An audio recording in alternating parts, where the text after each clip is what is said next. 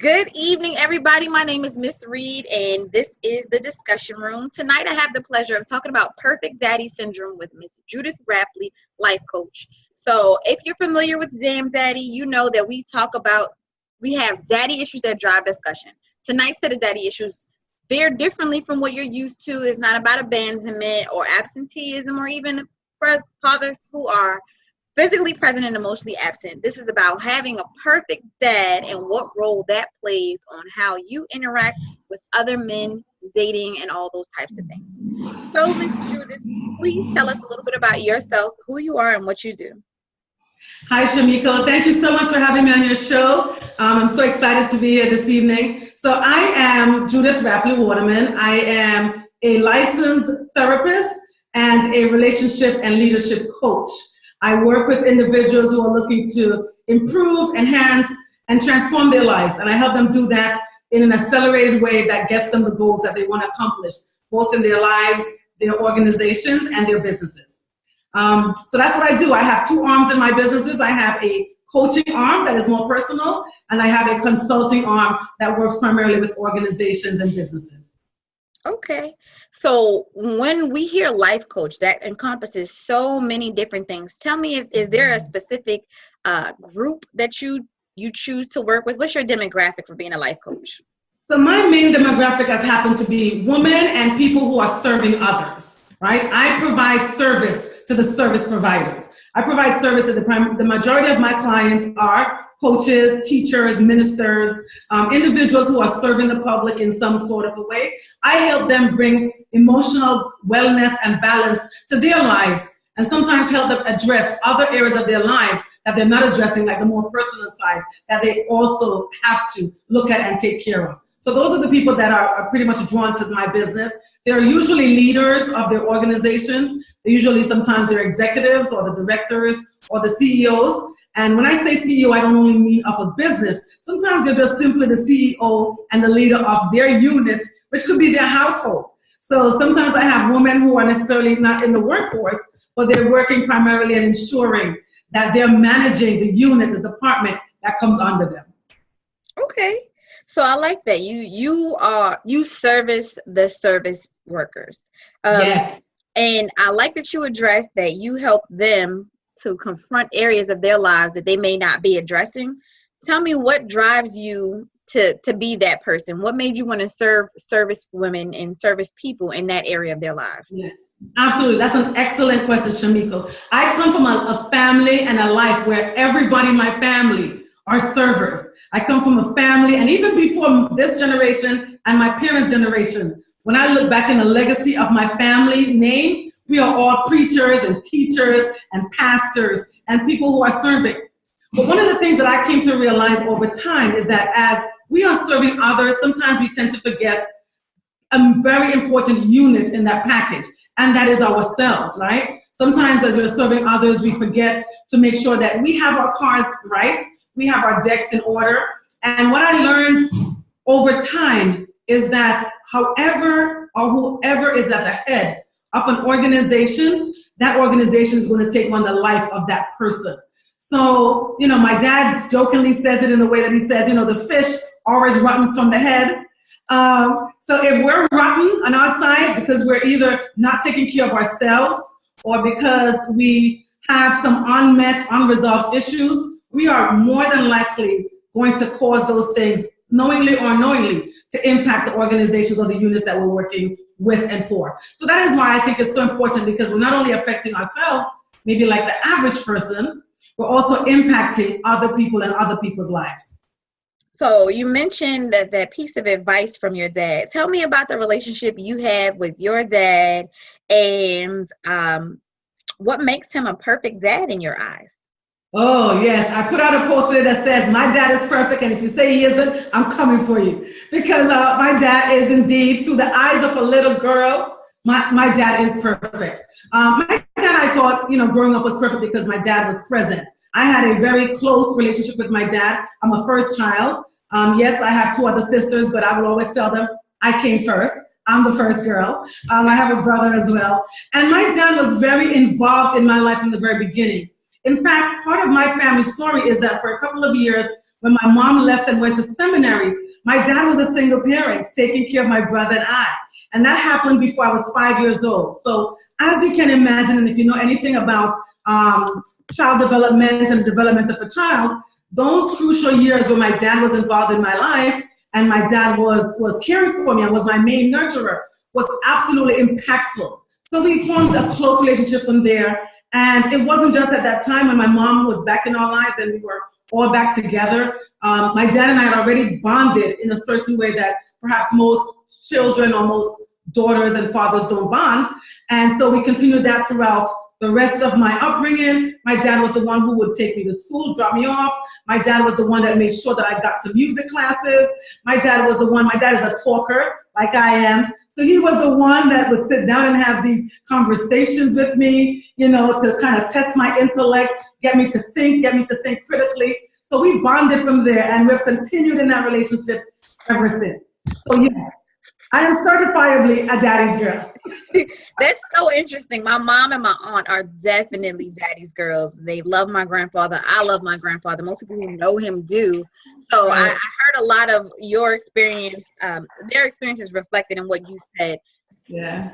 I just know for myself now as an adult trying to figure out how he managed to be everywhere at the same time, because I remember him getting up early and leaving for work, but he always seemed to be there and be present. In my memories of visiting in my youth in South Carolina. So that just listening to you talk, he's a talker. My mom's a talker. I'm a talker. I tell people all the time, I got it honest. You know, that's just so interesting to me that, you know, that our experiences parallel in that way. And definitely that child development piece you mentioned, people very often forget that children are very connected to whoever is there in that development stage, who's there for them support wise, emotionally. And it seems like your dad was doing all that even once your mom came back. So that's great. Yes. Absolutely. So, something that I've talked with people about more frequently lately has been, dating and not really having that experience. For me, I didn't grow up with my dad in the home, but just even the father figures that I do have, I never really felt comfortable having those conversations about dating with them. And it just makes me curious for people who have great relationships with their dad. What's that like? What is that like? What was that experience like for you when you were first dating? And were you able to confide in your dad about those things? Well, that's a very, very crucial question for you to ask, because as I was preparing, you know, for today and to have this conversation, again, I'm a very private person, believe it or not. My family is very private. And so I said, oh my goodness, how much of my story can I tell, right? And how much will it impact others? So my dad, I left home when I was very young to come from Panama to the United States to build a better life and to have opportunities. So when I look at the impact of my perfect dad in my life, and then I look at maybe decisions that I made afterwards in my adult life, I see where having left that early might have had some impact and some conversations that might not have been had. So I left at 16 with the perfect daddy in my eyes, right? Now in a different country, thinking and believing that I would find, in some ways, people who were just like my dad, because that's what the standard of a man was as far as I was concerned. And then I have a brother, I think I might have mentioned, who was 1 year younger, and he came along, and my brother is as wonderful as a person, again, as my dad. So imagine, I have a perfect dad and a perfect brother. Now I'm a young woman in an environment, in a new country, in new cultures, where no, not everybody was going to interact with me like my dad or like my brother.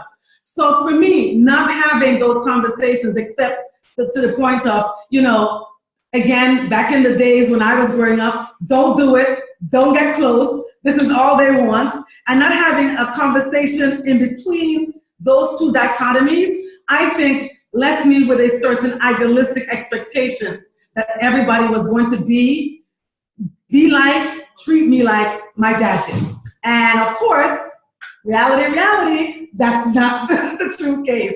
So I didn't have those conversations. So if there's anything I would say, just already giving some recommendations from this point to perfect dads, I would say don't change who you are. Don't change being that perfect dad. But if it's one of the suggestions that I will offer today to dads, and I'll offer a few as we move forward, make sure that you have conversations with your daughter, with your daughters, that help them understand that every man is not you.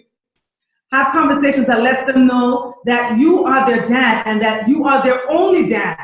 And so that may be unrealistic expectation moving forward, that others will interact with them in the way that you have. You help to give balance and perspective to that reality when you have those conversations, when you open it up and let them realize that you are their dad, you're their only dad. No other man they'll ever meet will ever be able to be their dad, so that they have a different set of expectations and move in a different way, even if they do take in mind and keep in mind the standard that you have set. Okay. So when was it I didn't know these things about you as far as coming to a new country at such an early age.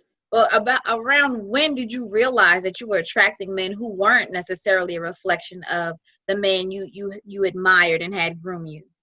Yeah, I think it's been a process, and I think from the beginning of my dating process and the beginning of my own self-analysis, I began to do some work on myself because I went into a psychology program in college. One of the things that they recommended to us at that time was that we do our own therapeutic work or get help therapeutically as well as we were preparing to deal with other clients. That happened both in Panama and then also when I came here. So it was in the beginning, looking at those things and looking at myself, looking at my relationship with my mom as well, and looking at my own development, that I began to identify two things. There was a phase in my life where I think that I was attracted to men who were almost, some would say, replication of my dad. They were power people, they were charming, they talked a lot, they talked the good talk. However, again, in time, I would come to realize not necessarily that that was a facade, but that was not the totality of who they were, right? I now had to look at these men not as daddy, but as individual men coming to me as an equal with their own needs, with their own desires, with their own expectations, and yes, of course, with their own agendas. And so that was what I think I began to see in time as I began my dating life. And I began to date again later than most. I didn't begin to date until I was about 18. But when I look back and I reflect on my dating history, I can see whether it's those that looked like my dad up front, like in the beginning or at first glance, or perhaps it was sometimes getting frustrated with the disappointment when that didn't work out and saying, you know what, scrap that, I'm going to the opposite. And looking then for the opposite of my dad, realizing that either of the two decisions that I would make were both in reaction to my issues. Because exactly, perfect daddy issues are not really about the father. The father does what he thinks is best by his daughter. And fathers want to be the superhero. But it was in my reaction and my subconscious unresolved issues that was reflected in my decisions. Okay. Wow. So, you know what? I'm glad you mentioned that a lot of that came from coursework and being self-reflective. Mm-hmm. I think oftentimes we don't take the time to be reflective and start to look at the patterns, and that work came for me in teaching. We had to, reflect on the day as a teacher, what worked, what didn't work, how can we reapproach it the next day. And it was really in that experience that I learned to start doing that in my own life, and that's how this blog came to be, being reflective and all of that. What I like about your previous answer is that you said to dads, don't change and continue to be great dads, and to let your daughters know that there's only one you. Yeah. So I think a lot of men, be the positive or negative fathers, could benefit from that piece of information, so that their daughters are prepared to know to not be in search of someone like me, but more so to take the qualities of mine that are great and look for that, but don't look for my clone. Right. I know I mentioned my grandfather earlier, but the older I get, the more he shares with me his imperfections. It took me a long time to get the way that I am. It took me a long time to be this person that you love and look up to. And you don't know how flawed I was or what kind of personality flaws I had at the time that I met your grandmother and that we were dating. So I think being transparent about those things is definitely helpful. Oh, Shamika, that is an excellent point. That is an excellent point. I mean, I think when dads are transparent, or grandfathers or father figures are transparent, and they let the child, the daughter in terms of relationship know that allows them to have a more balanced perspective of what they're looking for. And it doesn't set them up for, the example of the single woman, oh, nobody is good enough. Because in fact, nobody will ever be good enough like your dad, because your dad is unique. And the relationship, I want to keep emphasizing this, the relationship that you had with your dad was not one of equals. It was one where he was supposed to make you his princess. He was supposed to be indulgent in some way towards you, right? It wasn't one where you're equals, where you're negotiating things and you're having to compromise and we're looking at your flaws and my flaws and trying to come together. No, the daddy relationship is one where you're supposed to, in Spanish you say consentida, you're supposed to be in some ways, again, that little princess. But when a woman and a man come together in an adult relationship, it's different. It's where, as they would say, it's a king and a queen coming together. It's not the king and a princess, right? And so with perfect daddy syndrome, when we have our eyes open or looking for our dad's, as you said, our dad's clone or dad's replication, two things can happen. We get sorely disappointed and frustrated because, of course, nobody will ever match our perfect dad. And then we, on the other hand, we decide to sometimes react to that and go to the opposite and say, all of that was just a facade. Forget all of that. I'm going to the other extreme. But as you said, when our dads show us their truth, when our dads tell us or talk to us about their truth and their imperfection, then we get to see that it was also a journey for them. I know my dad now as an adult. I know him as the dad who was my dad at 10, 20, 30, 40, and now my dad is 70-something years old. He's not the same person, not even the same man that he was then. And even though I know him as a man who has been evolved, I would truly never know him. I would truly never know him as a husband, because I'm not his wife. His wife is the only one who truly knows him as a husband. She's the only one, and some secrets I'm sure she will never tell. Right? She's the only one that has to do that negotiation with him. Again, adult to adult. I am his daughter. He's supposed to tell me, come home whenever you want, ask for whatever you want. That's what he's supposed to do as a dad. But I cannot always expect that from other men or from my husband, or have that expectation or fight others for that, because I have that unspoken expectation in my head and in my mind.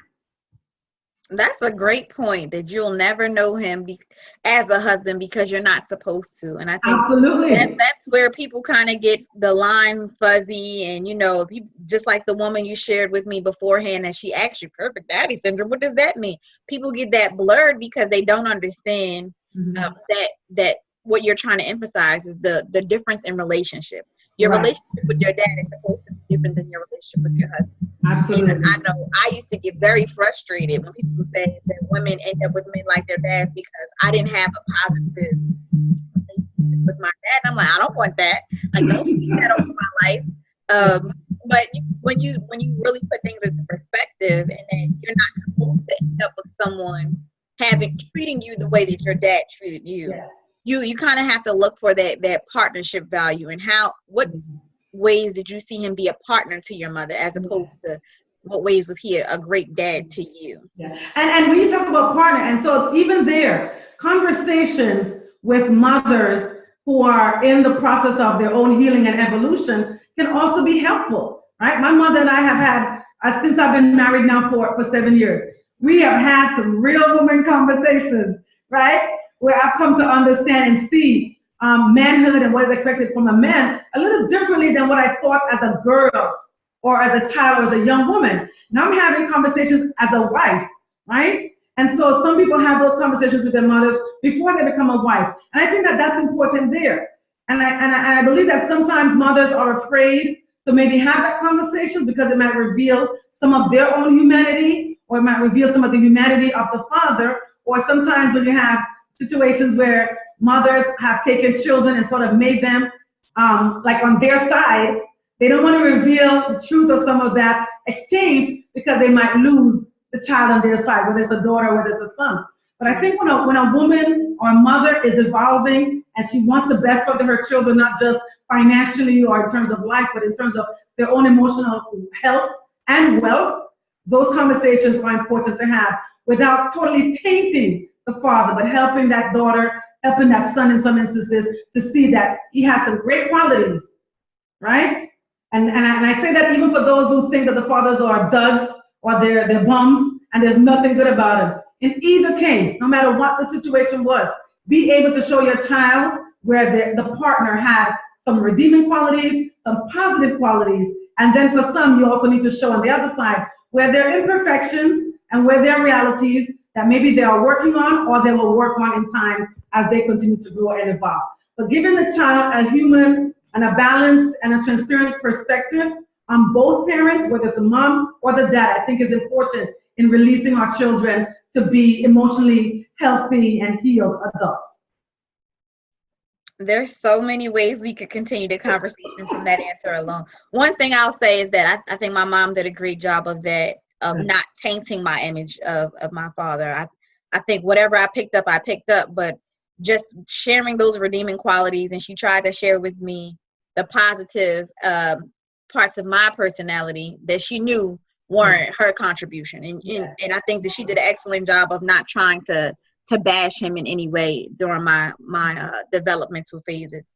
But what you mentioned was being able to have those conversations with your mom now as a married woman. How did you meet your husband, and how long? Well, you already answered the second half. You've been married for about 7 years. So how did you and your husband meet, and what types of conversations did you feel the need to have with your mom? So my husband and I met at church over 8.5 years ago. He showed up, looked at me, said, "That's my wife." I looked at him like, "Who, me, please?" Because at that time, you know, I was an older bride. At that time, I'd already resolved myself that, again, still dealing with some unresolved daddy issues, right? At that time, I said, nobody would ever match my dad. I'm good. I'm just continuing life just like this, right? So he showed up, told a few people that I was his selected bride, his wife. And then he began courting me. And when I say courting, I mean it in the old-fashioned way. This man walked me to my car for like 3 months. What happened here? I'm still here. I can hear you. Oh, sorry, I don't know what happened. 1 minute. Let me see where. Okay. Technical difficulties on my computer. 1 second here. Okay. I just wanted to let you know that you're not lost. Okay, there you go. Thank you for that. So he courted in a real old-fashioned way for about 3 months, walked me back and forth to my car every Sunday, and that's how we sort of began our time and our courting together. So then I don't think when I first got married, I so much needed to have the conversation because, of course, when you're just married, you're in honeymoon phase. Everything is perfect. As they say, the representatives on both sides show up. So everything is good. I think a little later when I was just like, "Mommy, this, Mommy, that," she was like, "Men can be that way." I'm like, "No, my dad was never that way." And she would go, So you think, really? You mean my daddy was like that or my dad did that? She would go, "Yeah, people have their ways, and also men have their ways." And that has been part of my, growing up. That has been part of my healing, trying to integrate that, realizing that my husband, yes, he is a caring, loving person. He loves me, I love him. But again, just like every human being, unlike your dad or unlike your mom, he, like me, have his own selfishness about him and his own wanting to have his own way and sometimes his own self-preservation and how that comes into play. And he is a growing individual, an evolving and healing individual just like me. He has not yet arrived, like I thought my dad had arrived in terms of my framing my dad as a perfect dad, and that this is a journey that we're going to continue walking together. Like my parents have been married for 47 plus years. And I remember just 2 years ago, my mom and I I went on vacation with my mom and my dad. My mom and my dad. And something happened and I said, Mom, isn't that what he usually does? She says, no. I said, you mean that like there are still new things that he does? She said, yeah. He's still growing, he's still changing. Some things are the same, but some things change and you just grow together. So that is what I've had to learn, that this is not just, I'm not coming into a relationship having found this person who should be finished, right? Like I would say as a child that my dad was finished in the eyes of a child based on the world that I knew or didn't know. Now I'm dealing with another human being who, just like I, is in the process, just like I am, is still in the process of changing, evolving, growing, and that's a process that we're both doing individually, but also in relationship as well.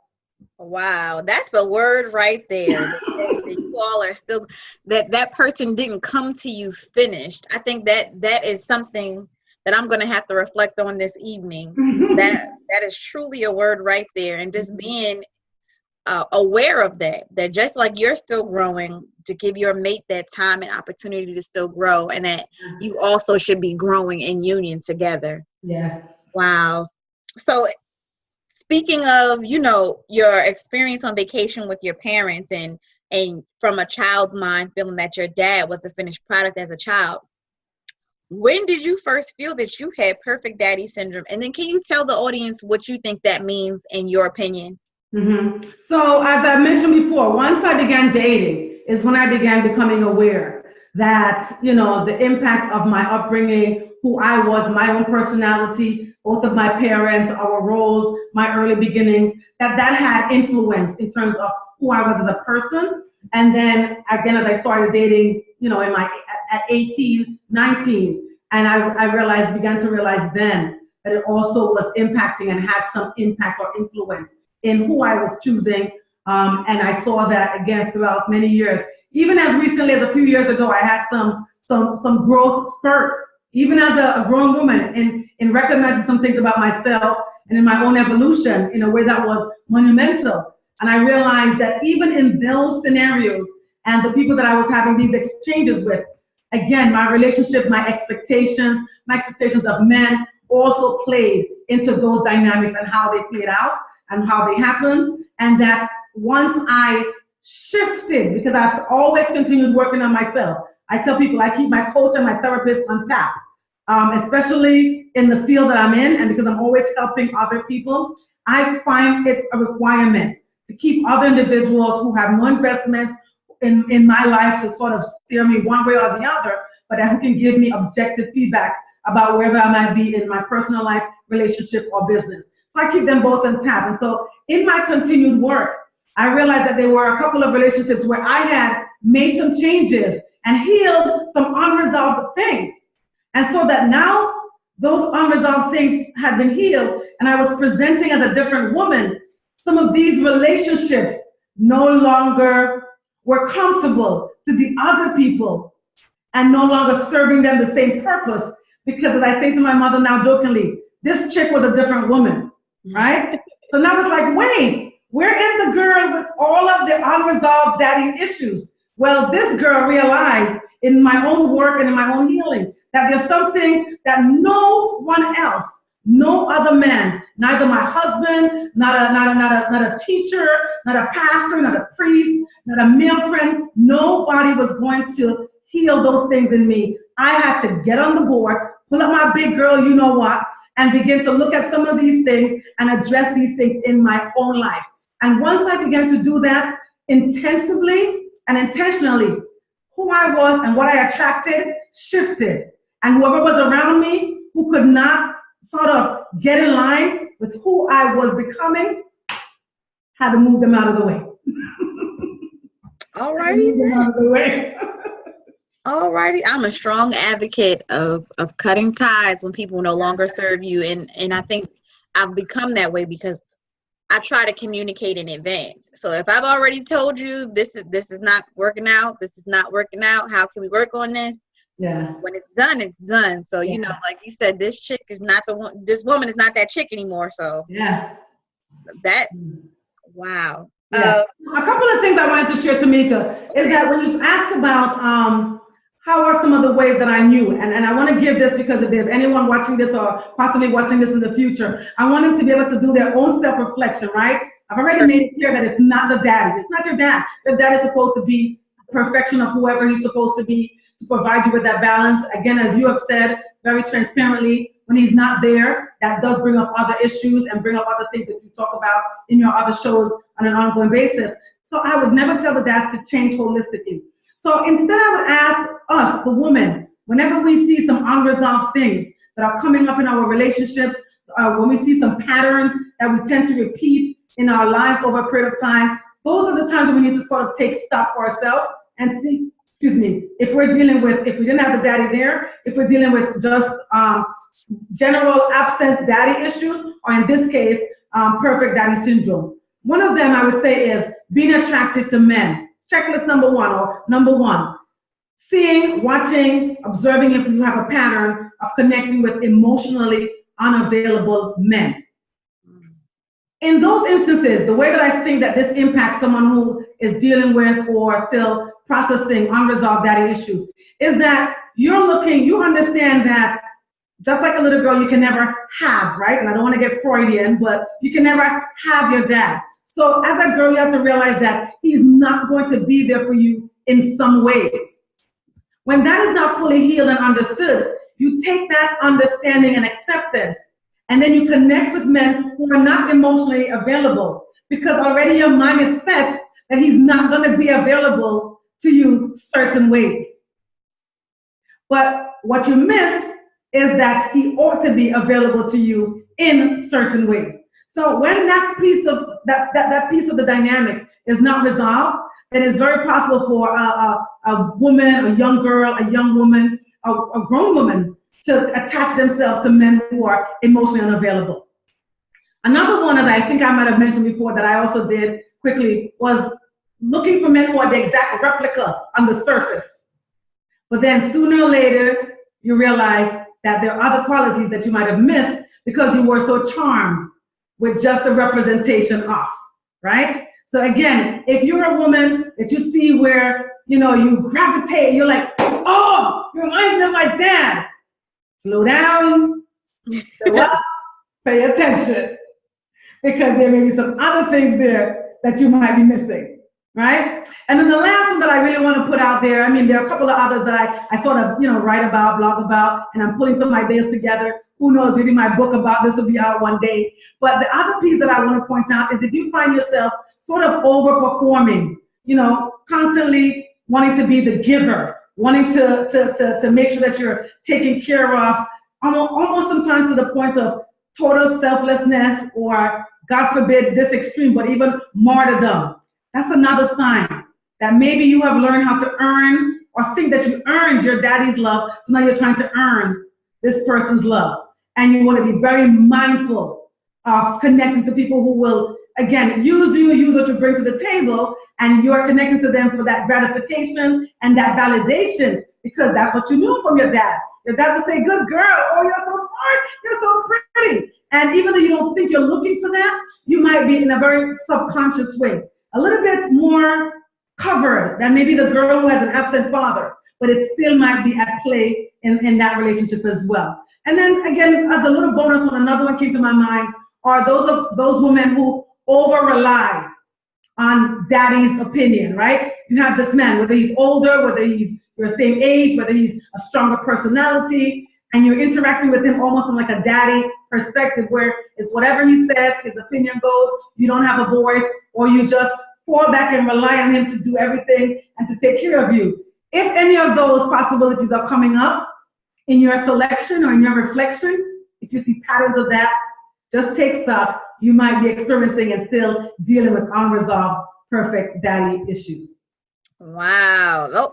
Those were some great tips. I especially like the one about having to earn your father's affection. I don't feel that one directly impacts me, but I had a few friends come to mind where that they do get lost in relationships doing that, and having that pattern of working and earning someone's time, attention, and affection. And one of my friends who's a life coach specifically for millennials, she and I had a session, and she said that to me, that I don't have to earn everything, because I would do stuff like, well, I haven't earned a lunch break. I'm not finished writing all these blog posts, so I didn't earn my lunch yet. And she was like, you do know that you're supposed to eat, right? So just, it's interesting how and why we train ourselves to be reward based in certain behaviors and interactions. And when we're dealing, I mean, I so love the fact that you invited me today to talk about perfect daddy syndrome in light of the other, when you talk about the absentee dads or the not present or the emotionally unavailable dad, because in my mind, Shamiko, it is a spectrum. It's a spectrum how that shows up, because that same dynamic can show up in your life, as you just described, as someone who had their father absent, but show up in a different way in my life, right? So it's a matter of like how it presents itself and how it shows up based on who I am and what I might still be dealing with in my current relationships and in myself. So you mentioned earlier that you, as a life coach, service people who are service workers to others. And in your experience as a life coach, what kind of impact does familiar relationships play on a seasonal depression? We know it's the holiday season right now, and a lot of people who experience broken homes or who don't have great relationships with their families, they see all of this highlighted on television or in their workplace of people, I can't wait to go home to this person, that person. Have you experienced that in your journey as a life coach? In what ways does the familial relationship play on seasonal depression?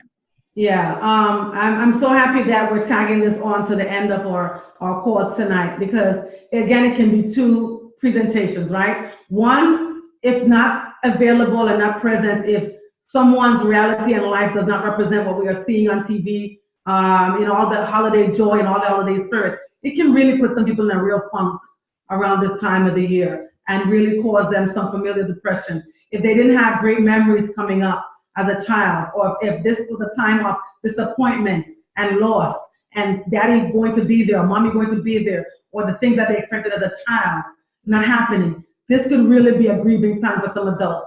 And I get really perturbed sometimes when I hear people say, oh, get over it, buckle up. People have to process things the way they need to process them. And yes, there is some self-determination as adults in terms of looking at the work, but I still think that we can be sensitive and aware, that this is probably and might be impacting some people in their lives. Now, when we go over to the so-called family, perfect family, and even I would jokingly say dysfunctional family, any of those, right? And I like to say that the phrase dysfunctional family is an oxymoron, meaning that it really doesn't exist, because every family, I don't care how pretty it looks on the outside, has some level, some degree of dysfunction in them, right? So when you're looking at, some of those expectations, and for those of us who have our families, there are a couple of things I would be mindful of. Again, you want to measure the frequency, the length of time, the occasions in a way that is helpful and healing to you. Don't think you have to go for 20 days, 15 days, or go to every one of the events if that is not necessarily helpful or healthy to you. Or if you find it just personally overwhelming. It might not necessarily be that anything is wrong or there are any traumas in your family, but it might just be too much for you. This can be a too much season for some people. So measure out, if there's 6 events, decide if you want to go to 2 or 3, but not go to the other 2 or 3 and unapologetically say, you know what, we're going to do something else that day, or we're going to stay home together that day, or my family, my nucleus family, we're just going to meet in our house on that day. You measure out what you need to get what it is that you need, but still stay and be connected to your family. And again, when we talk about, if I want to connect it a little bit to the perfect daddy syndrome, one of the ways of healing that we do in terms of perfect daddy syndrome is recognizing that we have a voice, recognizing that we don't have to earn certain things, as you said earlier, and being able to speak for our needs. I have had to help so many service providers or women or men dealing with perfect daddy syndrome, letting them know you have a voice as was told to you, you don't have to earn that voice. Just by the very nature that you exist, you can speak up for what your needs are. People, especially in the service provision and the service providing fields, have learned to almost be martyrs. You know, give everything, give all that you have, give till it bleeds, give till you're burnt out, give till you're sick. And sometimes I have to draw people back. No, put a little self-ness into it. Knowing to say no, knowing to say enough, knowing to say not today, knowing to say, okay, this is a relationship that needs to be mutually reciprocating. Don't think that you have to keep giving out because of, you know, the fact that you saw either your daddy doing that or because you felt that that's what's required as a service provider. So I would say balance is the key, knowing what you need and being okay with asking for what you need or setting what you need in motion. Those are all great points, and some of what I was hearing, as I shared with you, I used to be a classroom educator. Some of that is built in, that working until you're sick, just the way systems are outlined these days. A lot of service workers are not financially able to take breaks when they need breaks. You know, some of them are overwhelmed with certain caseloads. So sometimes those are types of learned behaviors based on the systems we survive in. Yes. And it's important to have people like you reel us in and say, hey, it's okay to take that leave of absence. You know, you won't be able to have your bills paid if you burn out. So absolutely. Instead of going into it with an attitude of, I can't take off and take care of myself, is I have to take off and take care of myself in order to continue to keep going. So I like that you mentioned that. Absolutely. I absolutely agree with you. So is there anything else you want to share? I did have another thought as far as perfect daddy syndrome while listening to you. That when you and I prepped for this call, we talked about perfect daddy syndrome in the space of having a great relationship with your dad and making it hard to accept others.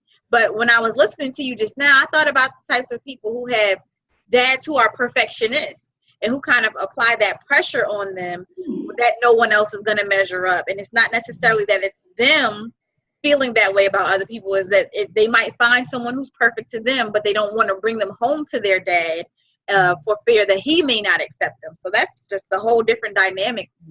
Yeah. That dynamic, Shamiko, typically happens when there's a perfect dad syndrome. It's sort of like the moment, and my dad and I had it. My dad told me, my poor husband got it.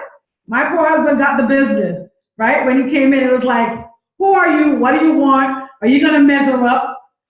The words were never said, are you going to measure up to me? But we have to understand, and dads have to understand that in some ways, especially when they have been a perfect dad or a really good dad, right? We're going to shift from the perfect to good. When they've been a pretty good dad, and they're caring for their daughter as a dad, they want to see someone who is going to come and match them. Here's the reality, dads. No one, I want to look right in the camera, no one will ever be able to match you. You are unique. You are the only one who can do for your daughter like you did. No one will ever be able to do that, because now this person is coming with their own needs. While a dad can be selfless and give their everything, another man is not coming, if you be honest, selfless. Even if he appears selfless at the very beginning, at some point in their journey, he's going to want to feel like it's a give and a take, right? Type of a situation. So dads, it's an impossibility. You are the only dad in their lives. You will always be the only dad. What a dad can do is to help their daughters own their own mindset, own their own beliefs, own their own values, and utilize that intelligence to do their selection. Because other than that, then they set their daughters up for someone else to control their thoughts and their decisions if they don't relinquish that role in their daughters' lives. I'm glad you brought that up, because I know Will Smith said something about his daughter Willow cutting her hair, and how a lot of people had opinions about her being too young to have made that decision. And he said, if I, as her dad, restrict her from doing what she would like to do with her own hair, appearance, body, then I am training her up to believe that decisions about her body are not her own to make. So that's what I heard when you were saying. Now, Absolutely. to groom your daughters to be independent thinkers for Yes. themselves and to be autonomous in Yes. decisions that involve. Yes.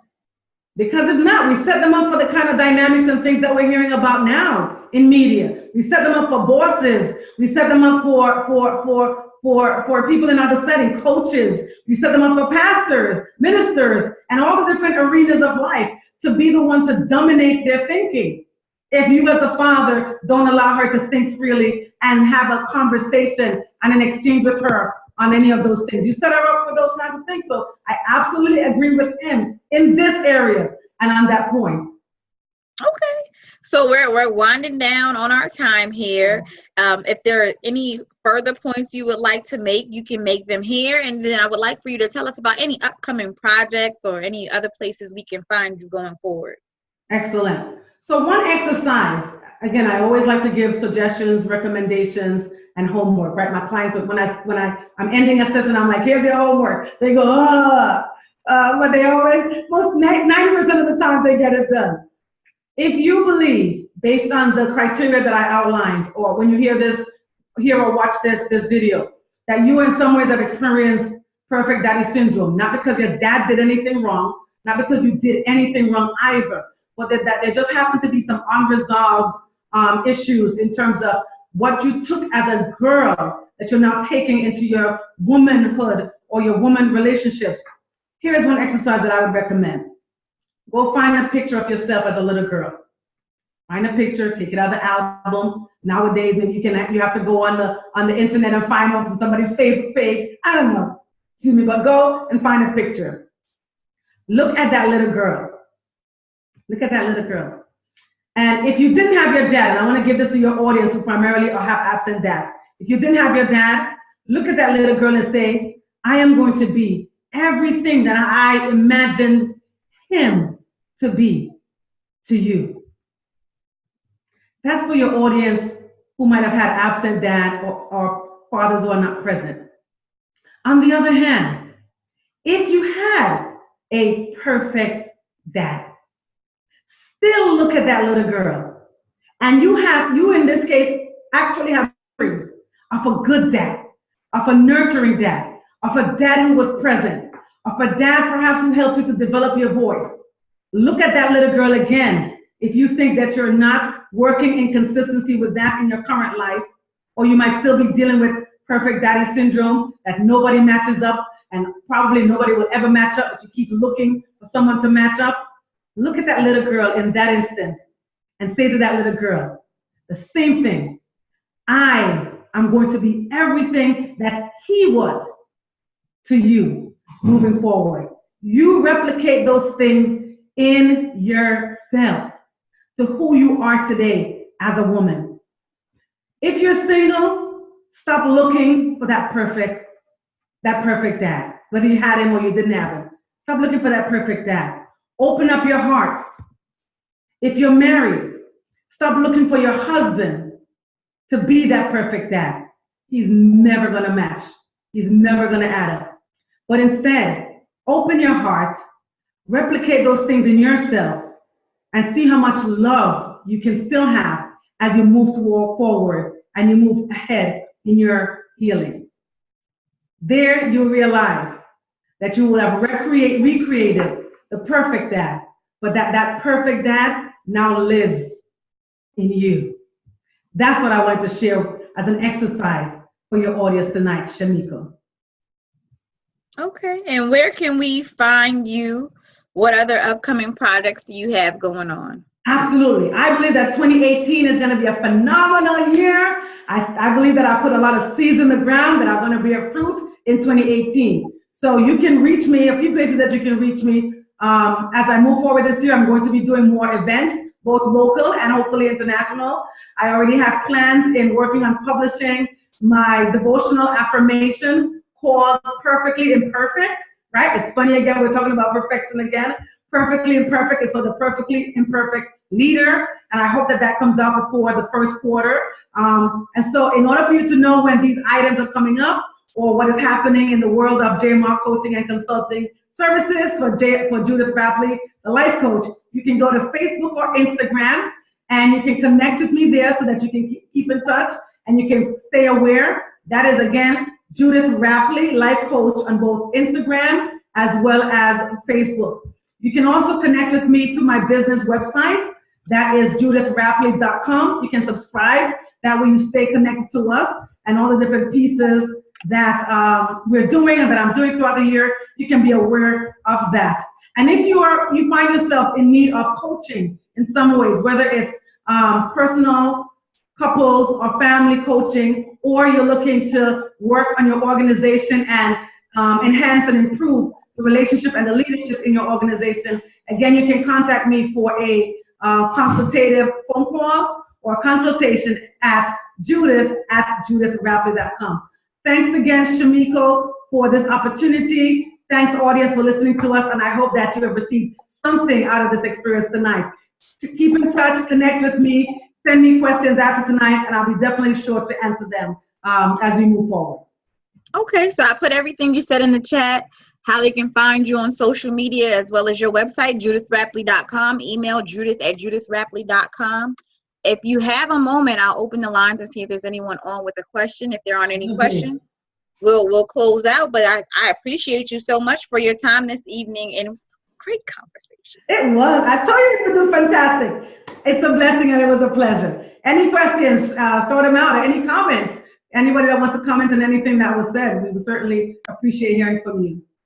So, audience, you are unmuted. If there's anybody with a question at this time, just state your name and I'll let Judith know that you have a question. If there aren't any questions, we'll close out. Thank you for joining us. And I'm going to post this up on my website.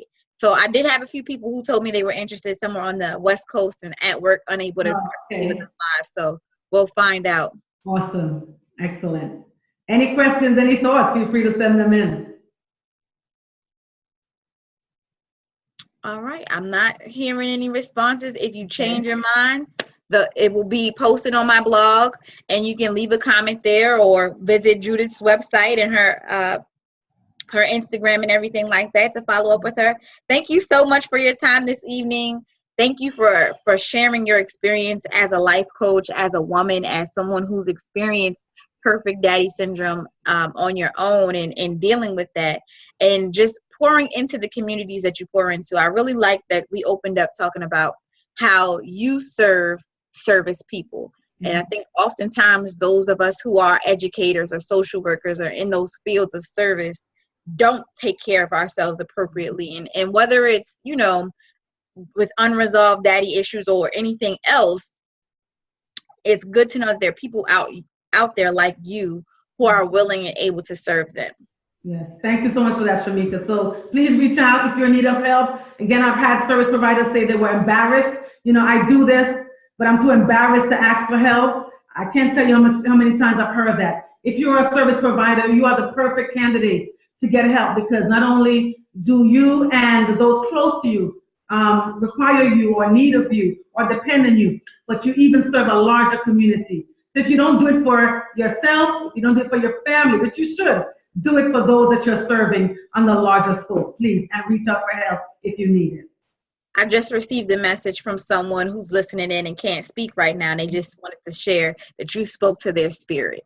Thanks so much for that. I appreciate that. Again, it just shows how much things like that mean to us, so thank you. And I pray that it will plant a seed in this person's life, if they're hearing and listening, that will then manifest in a healthy tree wherever they needed it to land. Thank you. Thank you for that, Shamika. All right, folks, have a good evening. Thank you so much again, Judith, and I can't wait to work with you when you start yours in January. Yes, Shamika. Looking forward to doing some other things with you anytime and any place. If you need of me, please do so. And then when I start my podcast, I'll be more than happy to invite you, because I really love this exchange and invitation. All righty then. Thank you and good night.